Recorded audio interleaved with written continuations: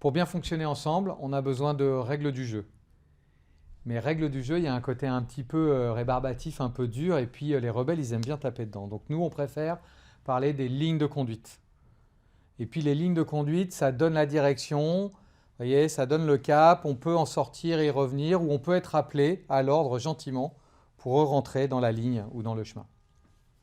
On a 3 lignes de conduite pour bien fonctionner ensemble. La première ligne de conduite, c'est dire l'important. On est dans un moment collectif. On a un temps spécifique pour traiter un sujet spécifique. Il faut dire l'important. Si on ne le fait pas là, maintenant, on va perdre la logique. On n'ira pas au bout de ce qu'on a à faire. Et pour regarder l'important, on peut le regarder à 3 niveaux. On peut le regarder d'abord au niveau du sujet, dire l'important pour le sujet.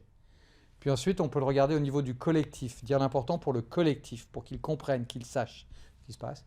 Et puis enfin, dire l'important pour soi, parce que c'est important pour soi, parce que c'est important de le dire. Ces 3 niveaux ont le même niveau d'importance. Et d'ailleurs, si on hésite, si on n'est pas sûr, on vous conseille, et on conseille, de dire, plutôt que d'éviter de dire. Deuxième ligne de conduite, écouter pour apprendre. Écouter pour apprendre, ça semble assez logique, on est tous finalement assez capables d'écouter.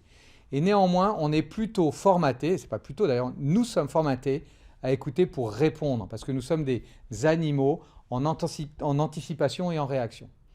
Et comment vous savez que vous écoutez pour répondre? Eh bien, c'est pas très compliqué en fait. Si quelqu'un est en train de vous parler et que vous êtes déjà en train de préparer votre réponse alors qu'elle n'a pas fini sa phrase, c'est que vous êtes en train d'écouter pour répondre. Écouter pour apprendre, c'est prendre le temps d'apprendre sur ce qui a été dit, sur la manière dont ça a été dit, et voire même sur la manière dont on réagit nous-mêmes à ce qui a été dit. Et donc, ça nécessite de prendre ce temps. Alors, on n'a pas tout ce temps, donc c'est plutôt une question d'intention. Écouter pour apprendre, c'est avoir une forte intention d'apprendre à chaque fois que quelqu'un nous parle et nous dit quelque chose. Troisième ligne de conduite, chercher les bonnes raisons. Chercher les bonnes raisons, parce que chacun d'entre nous, si on dit quelque chose, si on fait quelque chose ou si on pense quelque chose, on a une bonne raison de le faire. Cette idée nous permet d'abord d'éviter de juger trop vite et de prendre le temps de réfléchir à savoir si on a bien compris ce que la personne souhaitait dire. Et donc d'éviter de penser qu'on est d'accord ou pas, et d'abord de se poser la question, est-ce que je l'ai bien compris? C'est à ça que sert cette troisième ligne de conduite. Mais elle sert aussi à autre chose de vraiment important pour le collectif. Nous, la plupart d'entre nous, nous allons dire des choses, faire des choses ou penser des choses et les exprimer d'une manière ou d'une autre sans l'avoir nécessairement purement analysé, sans l'avoir complètement mentalisé. Et donc nous n'avons pas nous-mêmes la bonne raison pour laquelle nous disons ça.